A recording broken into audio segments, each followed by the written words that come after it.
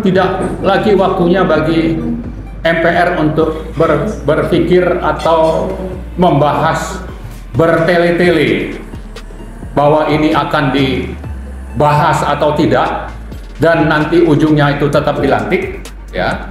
Tapi saya kira suara itu mestinya bisa menjadi bulan, ya. Terserah bahwa itu misalnya suara-suara anggota MPR yang datang dari pendukung Prabowo Gibran, tapi kalau mereka memperhatikan aspirasi rakyat dan ini sesuatu yang sangat menyangkut martabat hidup bangsa Indonesia, maka seharusnya mereka itu segera untuk bersidang dan memutuskan ini tidak dilantik.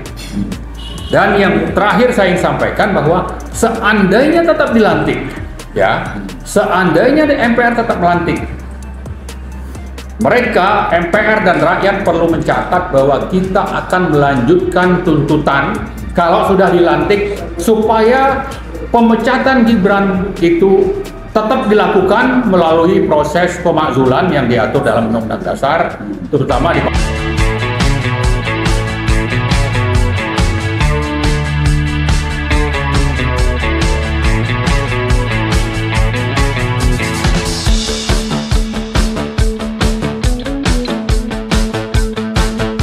tentu jalannya roda pemerintahan yang akan datang itu tidak terganggu-ganggu oleh persoalan-persoalan yang sangat menjadi masalah bagi kita semua. Saya silakan Pak Marwan.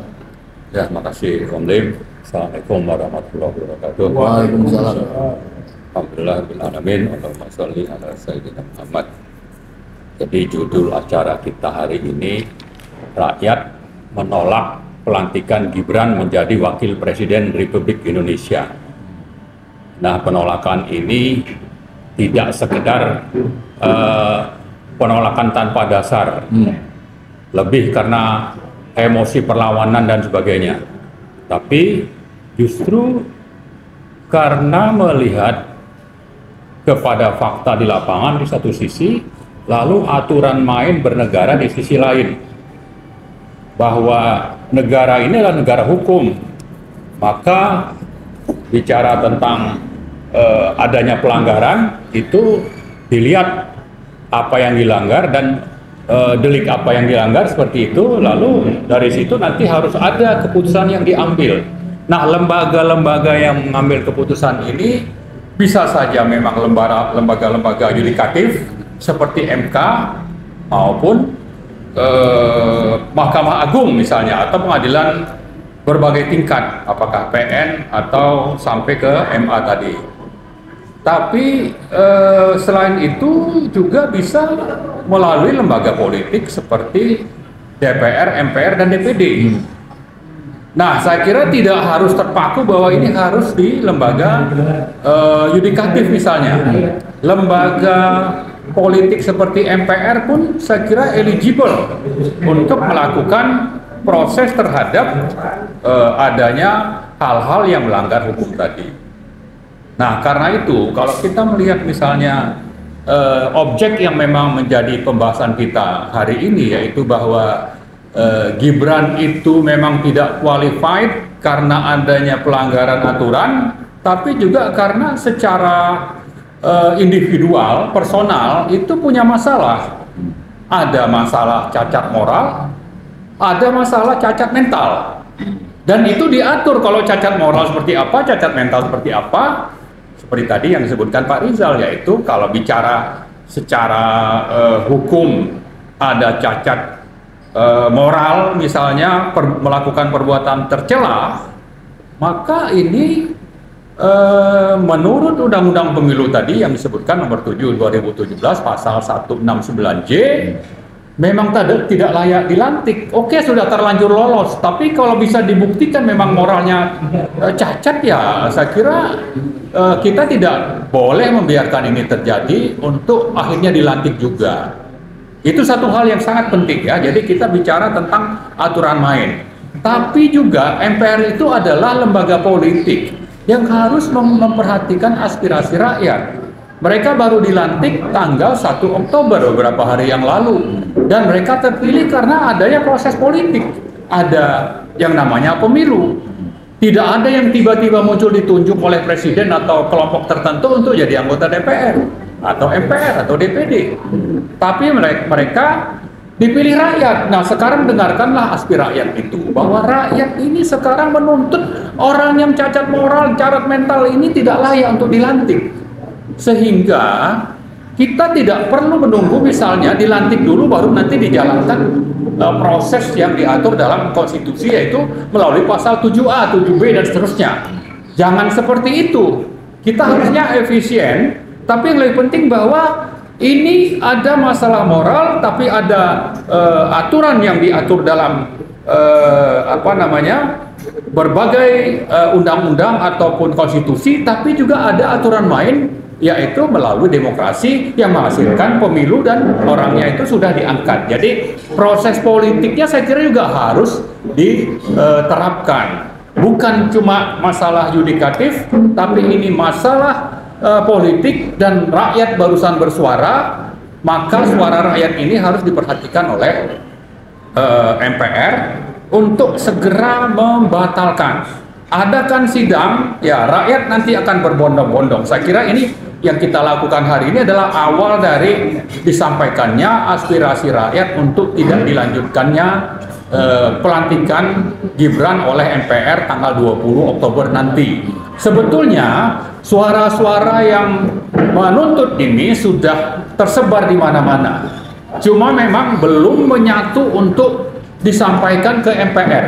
Nah, saya kira dalam waktu dekat kita harapkan ada suara yang akan menyampaikan ini, dan dengan begitu MPR menjadi sempurna sebagai lembaga politik yang memperhatikan aspirasi rakyat. Nah, kalau kita tarik mundur misalnya, sejak bulan Januari itu kampus-kampus bergerak menyatakan sikap. Ribuan guru-guru besar dari seluruh kampus di Indonesia, yang jumlahnya itu saya sempat Google, itu pernah sampai 300-an kampus dan guru besarnya itu ribuan, dan ini adalah bagian dari perwakilan suara rakyat. Mereka ini adalah benteng dari demokrasi kalau kita bicara orang-orang yang memang paham, tidak seperti paham politik demokrasi, tidak seperti rakyat biasa di lapangan sana yang mungkin juga kalau dikasih bansos misalnya milih siapa itu mereka ikut saja. Tapi justru orang-orang yang terdidik, intelek, mewakili kampus hampir di seluruh Indonesia. Mungkin kalaupun ada yang menolak, itu yang tidak sejalan untuk menolak Gibran itu paling bisa dihitung di bawah 20 kampus, tapi ratusan itu menyatakan sikap menolak Gibran melalui putusan MK nomor 90 2023 waktu Gibran akan dicalonkan menjadi calon presiden yang menjadi wakil Prabowo. Jadi maksudnya adalah bahwa aspirasi rakyat itu sebetulnya sudah disampaikan sejak bulan Januari, dan rakyat itu diwakili oleh orang-orang terdidik, intelek di ratusan kampus, dan bisa dilihat dari bagaimana guru-guru besar itu menyatakan sikapnya. Nah, tapi akhirnya Pilpres juga tetap jalan. Cuma karena di belakang hari kita menemukan cacat mental, cacat moral, cacat psikologi tadi ya, maka ini sudah seharusnya diperhatikan oleh MPR. Aspirasi yang dulu itu lebih kepada aspek legal konstitusional, lalu ada KKN melanggar berbagai aturan yang ditetapkan oleh MPR atau TAP MPR, tapi belakangan juga ditemukan adanya cacat moral setelah terbongkarnya kasus Fufu Fafa. Nah, karena itu saya kira tidak lagi waktunya bagi MPR untuk berpikir atau membahas bertele-tele bahwa ini akan dibahas atau tidak dan nanti ujungnya itu tetap dilantik, ya. Tapi saya kira suara itu mestinya bisa menjadi bulan Ya, terserah bahwa itu misalnya suara-suara anggota MPR yang datang dari pendukung Prabowo Gibran, tapi kalau mereka memperhatikan aspirasi rakyat dan ini sesuatu yang sangat menyangkut martabat hidup bangsa Indonesia, maka seharusnya mereka itu segera untuk bersidang dan memutuskan ini tidak dilantik. Dan yang terakhir saya ingin sampaikan bahwa seandainya tetap dilantik, ya, seandainya MPR tetap melantik, mereka MPR dan rakyat perlu mencatat bahwa kita akan melanjutkan tuntutan kalau sudah dilantik supaya pemecatan Gibran itu tetap dilakukan melalui proses pemakzulan yang diatur dalam Undang-Undang Dasar, terutama di pasal 7A, 7B dan seterusnya. Saya kira itu mungkin. Terima kasih. Terima kasih.